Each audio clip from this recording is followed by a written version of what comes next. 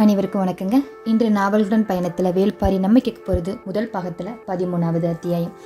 கடைசியாக பார்த்த அத்தியாயத்தில் என்ன கேட்டோம் அப்படின்னா, நம்ம பாரி கபிலர்கிட்ட அந்த ஏழிலை பாலை மரத்தோட விசேஷத்தை பற்றியும், அப்புறம் நாகப்பச்சலை அப்படிங்கிற வேலியை ஒரு பெருங்கோட்டையாக எழுப்பி வச்சுருக்கோம் அப்படிங்கிறத பற்றியும், குலநாகினி அப்படிங்கிறது யார் அப்படிங்கிறத பற்றியும் நம்ம தெரிஞ்சுக்கிட்டோம். இனி என்னெல்லாம் நடக்க போகிறது அப்படிங்கிறத இனிவரும் அத்தியாயங்களில் தொடர்ந்து கேட்குறதுக்கு முன்னாடி என்னுடைய சேனலை சப்ஸ்கிரைப் பண்ண மறந்துடாதீங்க. நான் கதை சொல்கிற விதம் உங்களுக்கு பிடிச்சிருந்துச்சுன்னா லைக் பண்ணவும் மறந்துடாதீங்க. அப்போ தான் எனக்கும் சொல்கிறதுக்கு ரொம்ப விருப்பமாக இருக்குங்க. சரி, வாங்க பயணிக்கலாம். நள்ளிரவு நெருங்கிருச்சுங்க. எவ்வியூரை விட்டு சற்று தொலைவில் நடுக்காட்டில் ஒரு பெரிய மர அடிவாரத்தில் மக்கள் எல்லோருமே உட்கார்ந்துருக்காங்க. அவங்கள சுற்றி பந்தங்கள்லாம் எரிஞ்சிட்ருக்குங்க. அதாவது வெளிச்சம் வேணும் இல்லையா, இருள் இல்லையா. அது நடுவில் ஆடுகளும் இருந்திருக்கு. அதாவது நம்ம கிரவுண்டு மைதானம் சொல்லுவோம் இல்லையா, அது இருந்திருக்கு. உட்கார்றதுக்கு ஏதுவாக மண் திட்டுகளை அப்படியே குமிச்சு வச்சு அதில் சில பேர் உட்காந்துருக்காங்க. சில பேர் என்னென்னா மர அடுக்குகளை அடுக்கி அதில் சில பேர் உட்கார்ந்துருக்காங்க. அந்த பெரும் மர புதர் தான் கொற்றவையின் இருப்பிடங்க. அந்த மர அடிவாரத்தில் முன்னாடி ஒரு இலையை விரித்து 15 விதமான பழங்கூடைகளில் நிறைய பல்வேறு வகையான பழங்களை நிரப்பி வச்சுருக்காங்க. அது கீழே அது பக்கத்தில் எல்லாமே மக்கள் அமைதியாக உட்கார்ந்துட்டு இருக்காங்க. சுற்றிலும் ரொம்ப பெருங்கூட்டங்க. நேர் எதிர நம்ம பாரியோட இருக்கை இருக்குது. அதுக்கு பக்கத்தில் கபிலர் அமர்ந்திருக்காரு. மரத்தோட வலது பக்கம் நிறைய பாணர்கள் அந்த வாத்திய கருவிகளோட அதாவது காத்துட்ருக்காங்க பாடல் பாட. இடது பக்கம் யார் அமர்ந்திருக்கா அப்படின்னு பார்த்தீங்கன்னா, நம்ம குலநாகினி அம்மா உட்காந்துருக்காங்க. அவங்கள சுற்றி நாகினிகளின் கூட்டமெல்லாம் உட்காந்துருக்காங்க. ஊர் மண்டலில் நடக்கும் குறவை கூத்துக்கோ, பாணர்களுடைய ஆட்டம் பாட்டத்துக்கோ, சந்தன வெங்க முன்பு நிகழும் வள்ளி கூத்துக்கோ இந்த நாகினிகள் வரமாட்டாங்களாம்ங்க. குலச்சடங்குகள் தவிர்த்து கொற்றவை கூத்துக்கு கண்டிப்பாக அவங்க சேர்ந்துடுவாங்களாம். இருளோட மையத்தில் அப்படி சிரித்திருந்த வெளிச்சத்துக்கு நடுவில் குலநாகினியை பார்க்குறது எல்லோருக்குமே பயமாக தான் இருக்கும். அவளோட தோல்லையும் மடியிலையும் அந்த கூகை குஞ்சுகள் தாவி சரிஞ்சிட்டு இருந்திருக்குங்க. அதாவது ஆந்தை குஞ்சுகள் இருக்கு இல்லையா, அதை தான் சொல்கிறாங்க. அவள் தன்னுடைய மேல் போட்டிருந்த தாவர வேர்கள் அந்த வேர்கள் மாலை மாதிரி போட்டிருக்காங்க உடம்பு ஃபுல்லாக. அதை பார்க்க எப்படி இருக்குது அப்படின்னு பார்த்தீங்கன்னா, சின்ன சின்ன குட்டி குட்டி பாம்பு நெளிகிறது போலவே இருந்திருக்கு. இதெல்லாம் கபிலர் பார்த்துட்டே இருந்திருக்காரு. ஒரு மாதிரி ஒரு பயமாகவே இருந்திருக்கு நம்ம கபிலருக்கு. விழா தொடங்கவே இல்லைங்க. ரொம்ப அமைதியாக இருக்காங்க. யாரும் பேசிக்கிறவும் இல்லை. ஆனால் யாருக்காங்க இவங்கெல்லாம் இப்படி காத்துட்ருக்காங்க இந்த நடுச்சாமத்தில்? நம்ம பெரிய விழானா பெரிய பெரிய ஆடல் பாடல் நிகழ்ச்சி கூத்து இதெல்லாம் இருக்கும் அப்படின்லாம் நினச்சி வந்தோம். ஏன் இவ்வளோ அமைதியாக உட்காந்துருக்காங்க அப்படின்னு மன போராட்டத்தில் நம்ம கபிலர் உட்கார்ந்துட்டுருக்காரு. கபிலருக்கு கொற்றவை விழாவை பற்றி எத்தனையோ கேள்விலாம் ஒன்று மேலே ஒன்று தோணிகிட்டே இருக்குது. ஆனால் விழா நெருங்க ஊரே பேச்சை குறைச்சது அவருக்கு கொஞ்சம் வியப்பாக இருக்குங்க. கபிலரால் யார்கிட்டையும் உரையாடக்கூட முடியலைன்னா பார்த்துக்கோங்களே. ஏன் தன்னோட எப்போ பார்த்தாலும் பேசிகிட்டு இருப்பானே நீலன், அவன் இன்னைக்குன்னு பார்த்தா மற்றவர்களோட ரொம்ப இறுகிய மௌனமாக இருக்காங்க. அவன்கிட்ட இருந்து ஒரு வார்த்தையை கூட கபிலரால் வாங்க முடியலைன்னா பார்த்துக்கோங்களே. கபிலர் ஒரே யோசனையில் இருக்கார். சரி, நம்ம பாரிக்கிட்டே கேட்கலாம் அப்படின்னு சொல்லிட்டு பாரிக்கிட்ட கேட்கும்போது முழு கேள்விகளுக்கும் பதில் கிடைக்கல அப்படின்னாலும் ஒவ்வொரு கேள்விகளுக்கு நம்ம பாரி அவ்வப்போது பதில் அளிச்சிட்டு இருக்காரு. கொற்றவை கூத்து பாலை நிலத்துக்கு உரியது தானே, அதையே குறிஞ்சி நிலத்தில் நடத்துகிறாங்க அப்படின்னு நம்ம கபிலர் கேட்குறாரு. மனசு கொடும் பாலையாக வெடிச்சு கிடக்கும்போது எங்கே நடத்தினா என்னையா அப்படின்னு நம்ம பாரி ரொம்ப வருத்தமாக சொல்கிறாரு. பாரிட்ட இவ்வளவு மன வெறுப்போடு இந்த சொற்களை கேட்கும்போது கபிலருக்கு ரொம்ப திகைப்பாக இருக்குது. இது குறிஞ்சிக்குரிய கூத்து அல்ல, ஐந்தினைக்கும் உரிய கூத்து அப்படின்னு பாரியோட குரல் மறுபடியும் கேட்குது. அந்த குரலில் கொஞ்சம் பெரும் கலக்கமாக இருக்குங்க. இதுக்கு மேலே கேள்வி எதுவுமே கேட்க வேண்டாம் அப்படின்னு கபிலர் நினச்சிட்டே இருக்காருங்க. அந்த நேரத்தில் பாரி இன்னும் தொடர்ந்து என்ன சொல்கிறாரு அப்படின்னா, இந்த மண்ணெங்கும் மூவேந்தர்களால் எத்தனையோ குலங்கள் அழிஞ்சு போச்சு. பல 100 ஆண்டா குருதி ஆறு வற்றாமல் ஓடிட்டே இருக்குது. அழிபடும் குலங்களின் எண்ணிக்கை இன்னைக்கு வர தொடர்ந்துட்டு தான் இருக்குது. இந்த விழாவுக்கும் பாரி சொல்கிற பதிலுக்கும் என்ன சம்மந்தம் அப்படிங்கிற குழப்பத்தோடவே கபிலர் நம்ம பாரி சொல்கிறத கேட்டுக்கிட்டே இருக்கார். பாரியும் தொடர்ந்து சொல்ல ஆரம்பிக்கிறார். அழிக்கப்பட்ட குலங்கள் எண்ணிக்கையில் எத்தனையோ யாருக்கு தெரியும். ஆனால் பேரரசுகளின் கொடும் தாக்குதலிருந்து தப்பி உயிர் பிழைத்தவர்கள் கொஞ்சம் பேர் தான். அவங்க எங்கெங்கோ அலைஞ்சு திரிஞ்சு இறுதியில் பரம்பு நாட்டுக்கு வந்து குடியேறிட்டாங்க. மூவேந்தர்களால் அளிக்கப்பட்ட 16 குலத்தோட மிச்சங்கள் இப்போ பரம்பு நாட்டில் வசிக்குது. அவங்கள போர் தெய்வமான கொற்றவேட்டை முறையிட்டு ஆறா துயர கொட்டி வஞ்சின முறைக்கும் விழா தான் இந்த விழாங்க அப்படின்னு நம்ம பாரி கபிலர்கிட்ட சொல்கிறாரு. உடனே கபிலர், என்னது, அளிக்கப்பட்ட 16 குலங்களின் வழித்தோன்றர்கள் இன்னும் மிச்சம் இருக்கா? அதெல்லாம் பரம்பு நாட்டில் இருக்காங்களா அப்படின்னு கொஞ்சம் ரொம்ப ஆச்சரியமாக கேட்குறாரு. ஆமாம் அப்படின்னு பாரி தொடர்ந்து பேச ஆரம்பிக்கிறாரு. நாங்கள் மட்டுமே வேந்தர்கள்ட்ட இருந்து பாதுகாத்து அடைக்கலம் தர முடியும் அப்படிங்கிற நம்பிக்கையில் அவங்க இங்கே வந்துட்டாங்க. அந்த குலங்களுக்கான குடி பாணர்களின் வழித்தோன்றல்கள் இப்போ எங்கெங்கோ இருக்கிறாங்க. அவங்கெல்லாம் 4 ஆண்டுக்கு ஒரு முறை இங்கே நிகழும் இந்த விழாவுக்கு கண்டிப்பாக வந்துடுவாங்க. அழிந்த குலத்தின் வரலாற்றை அந்த பாணர்கள் பாடும்போது இறுதியில் அந்த குலத்தின் வழி தோன்றலாக வந்தவன் வந்து கொற்றவைக்கு பலியிட்டு சூளுரைப்பாங்க அப்படின்னு பாரி சொல்லி முடிக்கிறார். அதன் பிறகு இங்கு வந்து அமரும் வர கபிலர் வந்து கொஞ்ச நேரம் பேச்சற்றவராகவே இருக்காருங்க. அது யார் அப்படின்னு தெரிஞ்சுக்கணும் இல்லையா? அந்த வழித்தோன்றல்கள் மனித அனுமானங்களுக்கு அப்பால் இயங்கி கொண்டே தான் இருக்குது போல். அதை எதிர்பாராத கணத்தில் சந்திக்கும் போது மனிதன் வந்து பொறி கலங்கி போவதை தவிர வேறு வழி என்ன அப்படின்னு யோசிக்கிறாரு.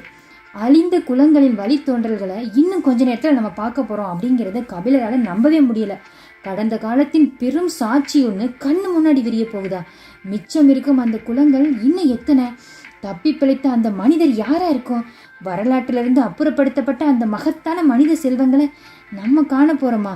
ஆத்தாடி, காண கிடைப்பது எவ்வளவு பெரிய நமக்கு வாய்ப்பு!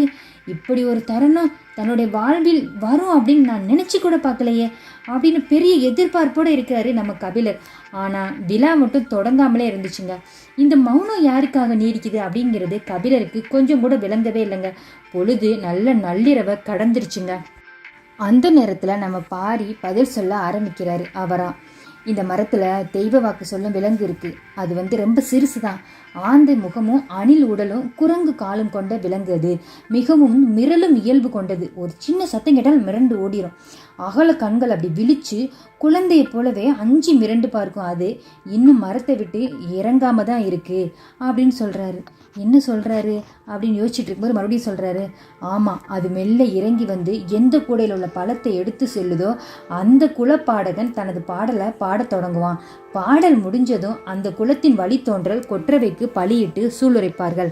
அதாவது சூளுரைக்கிறது அப்படின்னா சபதம் செய்வோம் அப்படின்னு சொல்லுவோம் இல்லையா, அதை தான் சொல்கிறாங்க. அந்த தெய்வ வாக்கு விலங்கு இறங்கி வருவதற்காக எல்லோருமே இப்போ வந்து அமைதியாக காத்துட்ருக்காங்க. கொஞ்சம் ஓசையும் அசைவும் இருந்தால் கூட அது கொஞ்சம் வெளிவராது.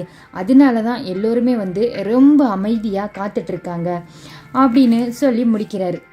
அந்த நேரம் பார்த்தா மரக்கிளைகளுக்கு நடுவில் அப்போ தான் பிறந்த ஒரு சின்ன ஆட்டுக்குட்டியை போல் ஒரு சின்ன சிறிய உடல் கொண்ட அந்த விலங்கு மெல்ல இறங்கி வருது. எல்லோருமே பார்க்குறாங்க. நம்ம கபிலர் கூட ஒரு ஆச்சரியமாக பார்க்குறாரு. அது அப்படி தலையை திருப்பி திருப்பி திருப்பி பார்த்துக்கிட்டு அந்த மிரளும் விழிகளோடு அந்த கூடைக்கு பக்கத்தில் வந்துச்சு. எல்லோரும் அது எந்த பழக்கூடை எடுக்க போகுது அப்படின்னு ஒரு ஆவலோடு பார்ப்போம் இல்லையா? எல்லோருமே வந்து அப்படி உத்து பார்த்துட்டு இருக்காங்க. கபிலரின் கண் கூட இமை கொட்டாமல் பார்த்துட்டு இருக்குங்க. ஏன் அப்படின்னா அது எடுக்கிற கூடையை வச்சு தானே வந்து அந்த குலத்தோன்றலில் உள்ளவங்க வரப்போகிறாங்க அப்படிங்கிறது அவருக்கும் ஆவல் இல்லையா? அப்படி தான் பார்த்துட்டு இருக்காரு. அது அவர் என்ன நினச்சின்னு தெரியல, ஏதோ சின்னமாக ஒரு சத்தம் கேட்டிருக்கும் போல் அந்த குட்டி விலங்கு வந்து ஒரே ஓட்டமாக ஓடி போச்சுங்க. ஆஹா அப்படின்னு எல்லோருமே வந்து ரொம்ப ஏமாற்றத்தோடு இருக்கையில் இன்னொரு தெய்வ வாக்கு விலங்கு ஒன்று வேறு திசையிலேருந்து இறங்கி வருதுங்க அந்த மரத்துலேருந்து. அது அப்படியே தயங்கி தயங்கி தயங்கி கால் எடுத்து வந்து அந்த கூடைக்கு பக்கத்தில் போகுது. இதுவும் அப்படித்தான் பயந்து ஓடும் போல் அப்படின்னு நினச்சிட்டு இருக்காங்க. ஆனால் அது வந்து ஒரு 3ஆம் கூடையில் இருந்த இழந்த பழத்தை எடுத்துட்டு ஓடிடுச்சுங்க. அந்த கணத்தில் காட்டையே மிரட்டும் பேரொளியாக குலவை ஒளி, அதாவது அந்த மக்கள் கூட்டியிருக்காங்கல்ல, அவங்க ஒரு மாதிரி குலவை போடுவாங்க இல்லையா ஒவ்வொரு இதுக்கும். இப்போ ஏதாவது ஒரு விழா அப்படின்னாலும், இப்போ பொங்கல் வைக்கும்போது எல்லா மக்களாக சேர்ந்து குலவை போடுவாங்கள்ல, அது மாதிரி குலவை போடுறாங்க. அது வந்து எந்த கூடையோட பழம் அப்படின்னு பார்த்தீங்கன்னா மருத நிலத்துக்குரிய கிணைப்பறை கொட்டும் பாணர்கள் ஆடுகளத்துக்குள்ளே அந்த நேரத்தில் நுழைஞ்சிடுறாங்க. அது மருத நிலத்தில் உள்ள மக்கள் குலவழி தோன்றல்களில் உள்ளது அந்த கூடை அப்படிங்கிறது தெரிஞ்சிருச்சுங்க மக்கள் எல்லோருக்குமே. உடனே வந்து அந்த கிணைப்பறையை கொட்ட ஆரம்பிச்சிடுறாரு. ரொம்ப அப்படியே சத்தமாக கொட்டுறாரு. ஓங்கி ஓங்கி அடிக்கிறாரு. உடன் வந்த கலைஞர்கள் எல்லோருமே வந்து அந்த கிணை முழங்க அச்சமூட்டும் கிணைப்பறையின் பேரொலி எங்குமே பரவுதுங்க காடே. அந்த குடிப்பாணன் வந்து பாடலை தொடங்குறாருங்க. ஏன்னா அந்த அந்த குடியில் எப்படியெல்லாம் அது உருவாகுச்சு அப்படிங்கிற கதையை சொல்லணும் இல்லையா? பாடல் மூலமாக பாணன் பாட ஆரம்பிச்சிடுறாரு. கபிலர் நடக்கிறது என்ன அப்படின்னு புரிஞ்சு கொள்ளவே முடியலைங்க. உடனே பாரியை பார்க்குறாரு. அப்போ வைகக்கரை கூடல் நகரை ஆட்சி செஞ்ச அகுதை குடிப்பாணர்கள் தான் இவங்க. அகுதையின் குலப்பாடலை தான் இவர் பாட போகிறாரு அப்படின்னு அவர் பார்த்த பார்வைக்கே நம்ம பாரி பதில் சொல்லிடுறாருங்க. கபிலருக்கு அப்படியே மயிர்கூச்செறிந்தது. அதாவது பிள்ளரிக்கும் அப்படின்னு சொல்லுவோம் இல்லையா? அந்த மாதிரி உடம்பு பிள்ளரிக்குது, அப்படி சிலிர்க்குது. அகுதையின் வழித்தோன்றல்கள் இந்த உலகத்தில் இன்னும் வாழ்ந்துட்டு இருக்காங்களா? அந்த கதையை பாணர்கள் பாட போகிறாங்களா? கபிலர் அப்படியே உச்சந்தலையை கையால் அழுத்தி அந்த மயிர்கற்றையின் சிலிர்ப்பை அப்படி தளர்த்துறாரு. என்ன சொல்கிற அப்படின்ட்டு. கூடல் மாநகரின் வரலாற்றையும் அகுதையின் கதையையும் அணுவாக அறிஞ்சவர் நம்ம கபிலருங்க. எத்தனையோ தலைமுறைக்கு முன்னாடி நடந்த நிகழ்வு அது. உரத்து சொல்லப்படுவதை விட காதோடு காதா பேசும் கதைக்கு ரொம்ப வயது அதிகமாங்க. அது காட்டு செடி போல ஒருபோதும் நிலம் விட்டு அகலாது. அகுதையின் குலம் கூடலை விட்டு அகற்றப்பட்டாலும் அவனை பற்றிய கதை கூடல் மாநகரில் இன்னும் சொல்லப்பட்டுட்டு தான் இருக்கு. யாருமே அறியாம விளக்குகள் அணைக்கப்பட்ட இந்த நள்ளிரவில் ரகசிய மொழியில அகுதையின் கதை காலங்களை கடந்து வரப்போகுது அப்படின்னு நினைக்கும் போது ரொம்ப அவருக்கு வந்து ஆச்சரியமாகவும் வியப்பாகவும் ரொம்ப பெருமையாகவும் இருக்குங்க. நாட்டில் உலவும் ரகசிய கதை காட்டுக்குள்ள பெரும் குரல் எடுத்து உருமுது. கிணைப்பற அவர் வந்து அடிக்கிற சத்தத்தில் அப்படியே உடம்பெல்லாம் மெய் சிலிர்க்குது. மூத்த பாணன் கதையை சொல்ல ஆரம்பிக்கிறாருங்க. சரி வாங்க, நம்மளும் இந்த அகுதை மன்னனுடைய கதையை நம்ம கேட்கலாம். அகுதை அப்படிங்கிறது யார் அப்படின்னு பார்த்தீங்கன்னா நம்ம கூடல் மாநகரத்தோட அரசன் தான். அவர் தான் அகுதை. வைகை கரையில் செழித்து வளர்ந்த வேளாண்மை அழகிய நாகரிகத்துக்கு அடித்தளம் அமைச்சிச்சு. ஆற்றங்கரையை நிலவளம் கொண்டு பயிர் வளர்க்கவும் விளைய வைக்கவும் அறுவடையை அப்படி குவிக்கவுமா வேளாண்மையின் அதிநுட்பங்களை கண்டறிந்தவங்க யார் அப்படின்னு பார்த்தீங்கன்னா கூடல் மக்கள் தாங்க. இப்போ நம்ம கூடல் நகர்னு எதை சொல்கிறோம் அப்படின்னா நம்ம மதுரை மாநகரத்தை சொல்லுவோங்க. குறிஞ்சி நிலம் கற்களாலான மண்ணை உடையதுங்க. முல்லை வெண்ணிற மண்ணை உடையது. நெய்தல் வந்து உவர் மண் நிலங்க. பாலை வந்து செம்மை மண்ங்க. ஆனால் மருதம் மட்டும்தாங்க அப்படி பொன்னிறமாக அப்படி கரிசலும் வண்டலும் அப்படி மேவி கிடக்குமா. அதனால தான் அந்த மண்ணையும் நீரையும் அப்படி பிசைஞ்சு உணவாக மாற்றக்கூடிய வித்தையை அந்த கூடல் மக்கள் முந்தி கற்று வச்சுருக்காங்கன்னா பார்த்துக்கோங்களே. அவர்களுக்கு தான் மண்ணின் நிறம் பிடிபட்டிருக்கு. வெவ்வேறு வகையான மண்ணுக்கு இருக்கக்கூடிய குணங்கள் பிடிபட்டிருக்கு. புற்றுகளும் ஊற்றுகளும் அவர்களின் கணிப்புக்குள்ள அடங்கி இருந்திருக்கு. தாவரங்களின் வேர்களை எந்த மண் தனது மார்போடு உள்வாங்கி அணைத்து கொள்ளும், எந்த மண் தலையில முட்டி வெளித்தள்ளும் அப்படின்னு அவங்க கண்டிப்பாக கண்டறிஞ்சு வந்துருந்தாங்க. பறவைகளின் அழகு பறித்து தின்னும் காட்டு கதிர்களை கண்டறிஞ்சு வச்சுருந்தாங்க.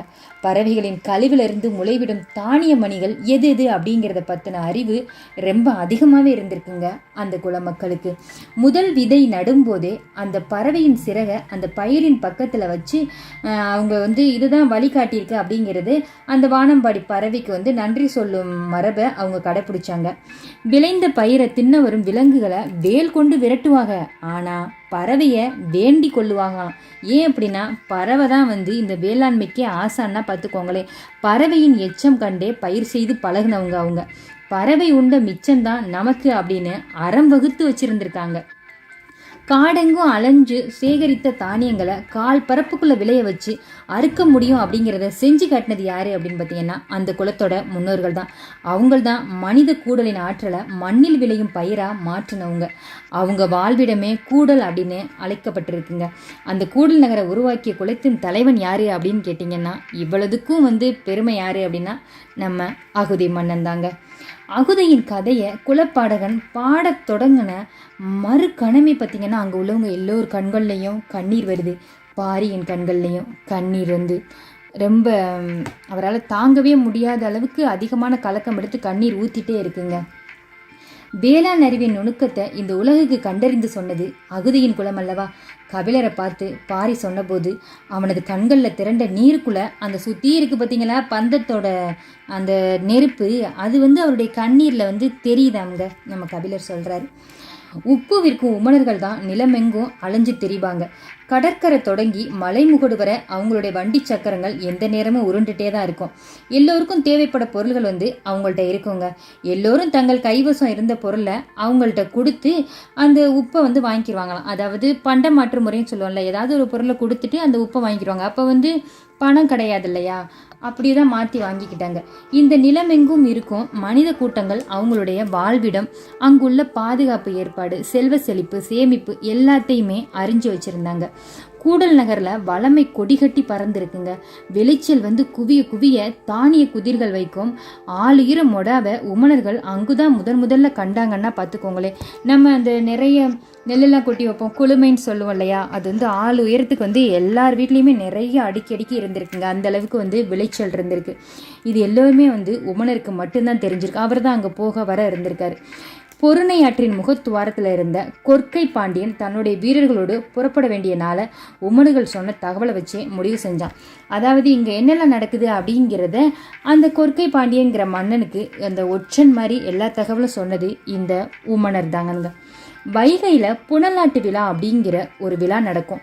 கூடல்வாசிகள் முழுவதுமே நீராடி மகிழ்ந்திருக்கும் ஒரு நல்ல நாளுங்க. அன்னைக்கு காலையில் நமது படை கூடல் நகருக்குள்ள நுழைஞ்சால எளிதில் அதை கைப்பற்றலாம் அப்படின்னு சொல்லிட்டு உமணர்கள் நாள் குறித்து சொல்லிட்டு போயிட்டாங்க அந்த மன்னன்ட்ட. முதல் நாள் நண்பகலில் கொற்கை பாண்டியன் படை கடற்கரைக்கு புறப்பட்டுருச்சுங்க.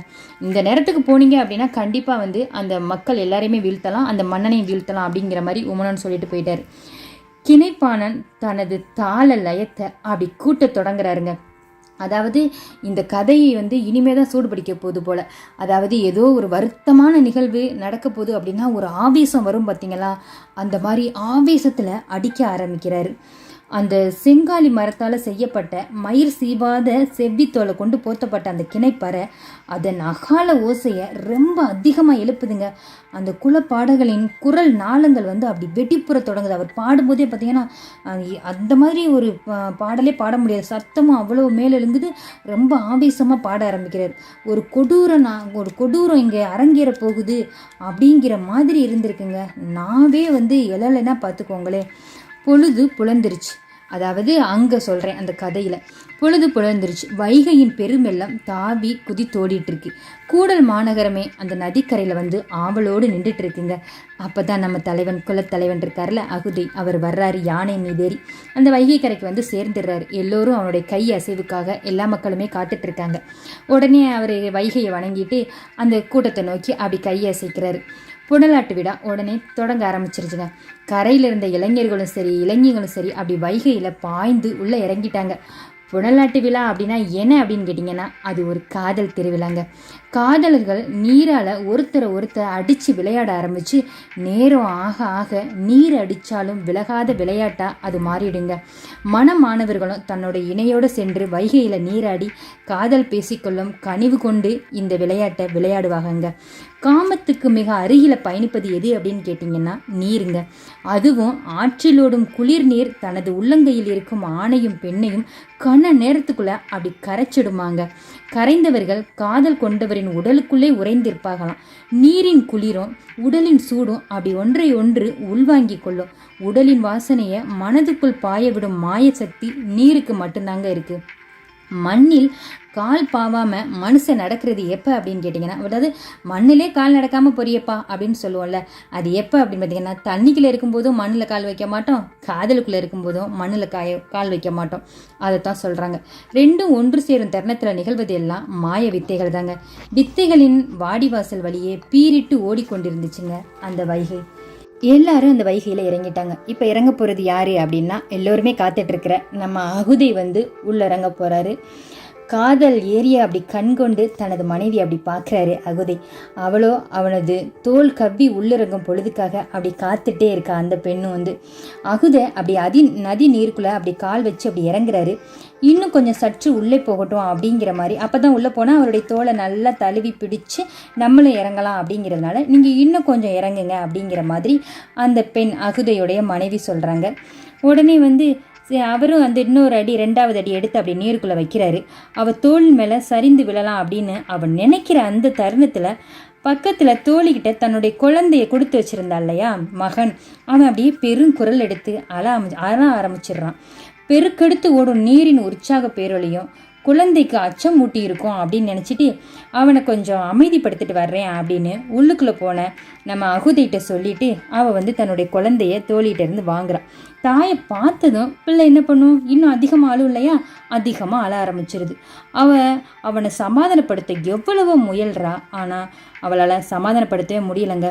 நீருக்குள்ளே இருந்து அவளையே காத்துட்டே இருக்காரு நம்ம அகுதை. எப்போ வருவா அப்படின்னு காதலோட காத்துட்டு இருக்காரு. அந்த பார்வை அவளை அப்படியே துளைத்துட்டு இருந்திருக்கு. இந்த வந்துடுறேன், கொஞ்சம் பொறுங்க, பிள்ளைய அமர்த்திட்டு வந்துடுறேன் அப்படிங்கிற மாதிரி இவளும் பார்வையை பாவமாக பார்க்குறான். குழந்தை அழுகையை நிறுத்துவதாகவே கிடையாதுங்க. வேறு வழியே இல்லாமல் குழந்தைய அப்படி தூக்கிக்கிட்டு நதிக்கரையை விட்டு கொஞ்சம் அகன்று உள்காட்டுக்குள்ளே அப்படி நுழைஞ்சு போகிறா அந்த பெண். அப்படி இருந்தும் குழந்தை அழுகலை. எதுக்கு தான் அழுகுதுன்னு தெரில, அது அழுதுகிட்டே இருக்குது. அப்படியே குழந்தையின் முதுகை அப்படி தட்டி தட்டி சமாதானப்படுத்திக்கிட்டே இன்னும் கொஞ்சம் தொலை நடந்து போயிட்டே இருக்கா அந்த பெண். குழந்தை அழுகையை நிறுத்தவே கிடையாது. அப்பவும் நீரின் சத்தமும் நீராடுவர்கள் சத்தமும் கேட்காத அளவுக்கு அடர்ந்த மரங்களுக்கு இடையே கூட போயிட்டான். உள்ள செல்ல செல்ல ஓசையின் அளவு கூடுறது போல தான் அவள் உணர்ந்தா.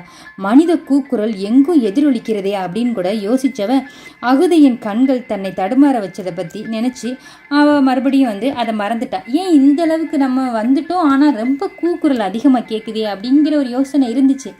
அதை உடனே தன்னுடைய காதல் அந்த கணவனை நினச்சதும் அதையும் நம்ம அகுதியோட மனைவி மறந்துட்டான்.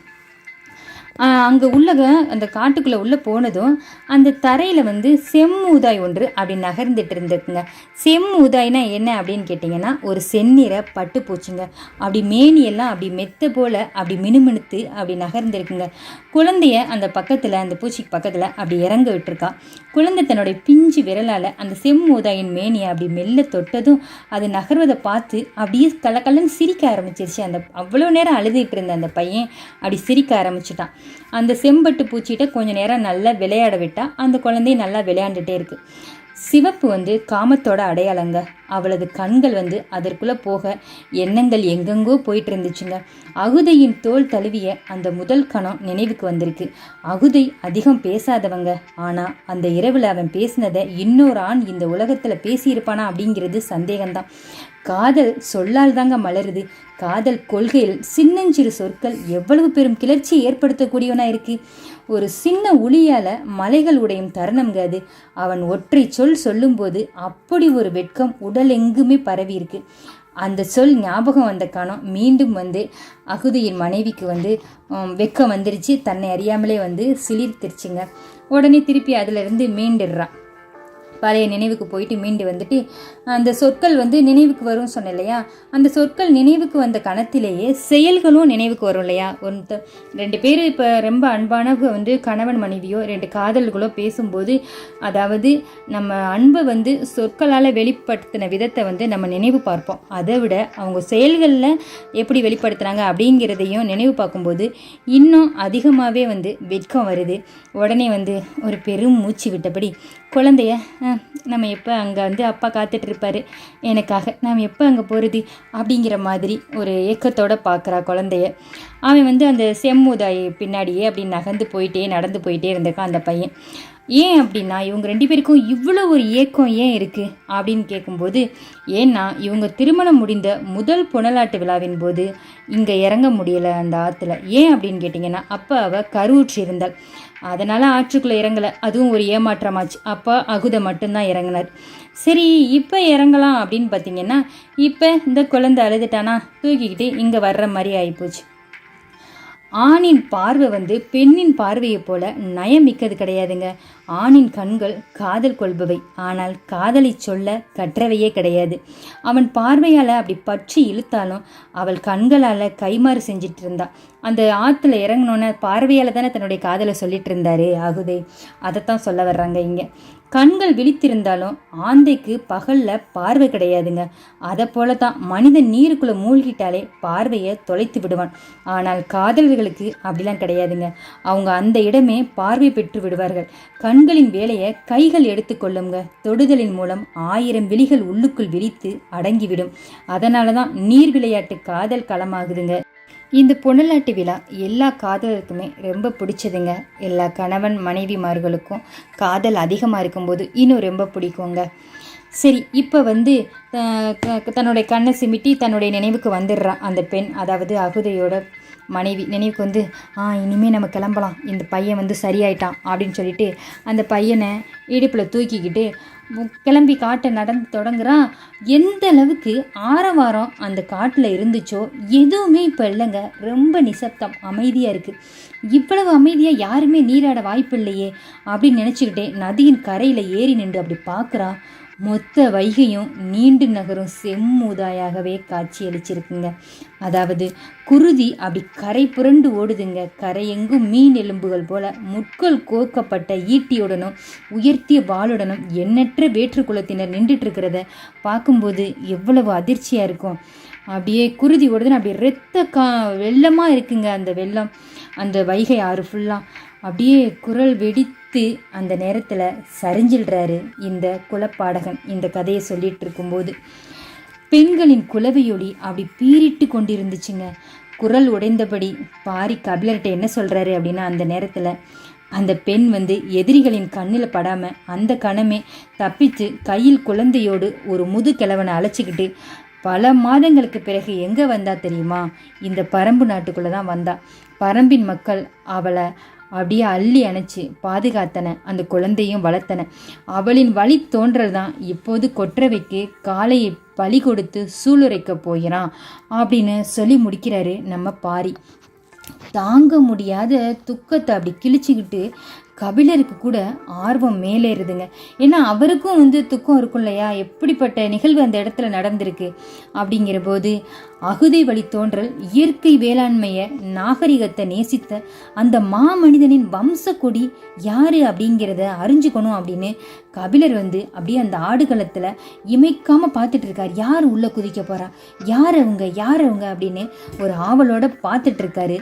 தாமரையின் மேல் இதழில் முள் இறங்கும் நேரம் கூட அவரால் தாங்க முடியலைங்க. அதுக்குள்ளே பார்க்கணும். அதாவது நம்ம போன அத்தியாயத்தில் பார்த்தோம் இல்லையா, அதாவது தாமரையுடைய மேல் இதழில் முள் இறங்கும் நேரம்ங்கிறது கணப்பொழுதுன்னு சொன்னோம். அதாவது 3ஆம் இதழ் இறங்குறது வந்து இமைப்பொழுது, 6ஆம் இதழ் இறங்குவது வந்து வினாடி பொழுதுன்னு சொன்னோம்ல, அதுதாங்க. கணப்பொழுது கூட அவரால் வந்து தாமதிக்க முடியல. உடனே அது யாருன்னு தெரிஞ்சுக்கணும் அப்படின்னு நினைக்கிறாரு. உடனே அந்த மகத்தான குலத்தில் உதித்த திருமகனை ஒரு உள்ள வந்துடுறாரு அந்த ஆடுகளத்துக்குள்ளே. அது யாருன்னு கேட்டிங்கன்னா நம்ம நீலன் தாங்க. அப்படியே வியப்போட பார்க்குறாரு நம்ம கபிலர். அதோட அந்த அத்தியாயம் முடிவடையுதுங்க. அகுதை மன்னனின் இந்த கதையை கேட்கும்போது ரொம்ப மன வருத்தமாக இருந்துச்சுங்க. காதல் கூட கரைந்து போகும்னா பார்த்துக்கோங்களே கண்ணீரால். நம்ம அகுதை மன்னனுக்கு இப்படி ஒரு அசம்பாவத்தை நிகழ்த்திட்டாங்களே அப்படின்னு நினைக்கும்போது அவங்க மேலே ரொம்ப கோபம் வருதுங்க. அந்த குல தோன்றலில் வந்தவர் தான் நம்ம நீலன் அப்படின்னு நினைக்கும்போது கபிலருக்கு மட்டும் வியப்பா இல்லை, நமக்கும் வியப்பாக இருக்குது. இனி என்னெல்லாம் சூளுரைக்க போகிறாங்க, அதாவது சபதம் பண்ண போகிறாங்க, இதெல்லாம் நீங்கள் தெரிஞ்சுக்கணுமா? என்னோட நீங்கள் அடுத்தடுத்த அத்தியாயத்தில் தொடர்ந்து பயணிக்கணும் அப்படிங்கிற நம்பிக்கையில் உங்கள் ருத்ராங்.